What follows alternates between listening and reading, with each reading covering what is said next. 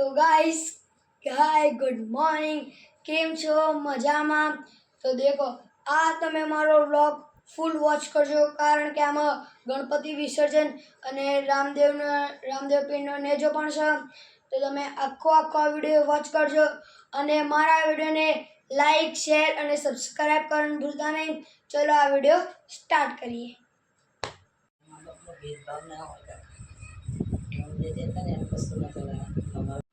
તો ગાઈસ તો આજે જો ગણપતિ બાપાનો છેલ્લો દાડો જો આ ગણપતિ બાપાનો લુક આજે અમને જતા રહેશે કારણ કે અમે 5 દિવસના ગણપતિ બાપા રાખીએ છીએ તો અત્યારે હવે હું નહીં તો કાઢો છું પણ અત્યારે હું ફરીથી થોડોક હાથ પગ ધોઈશ અને દેખો આ છે મારો આઉટફિટ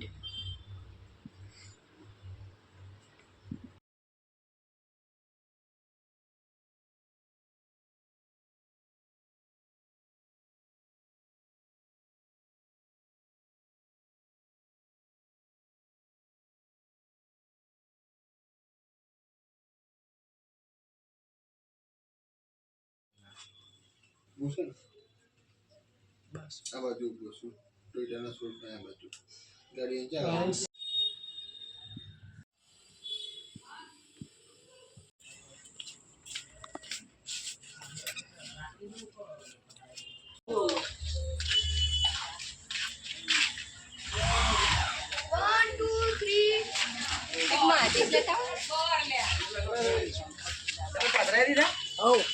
અમે તો 3 વાગે લઈ ગયા તમે 4 વાગે ઘરે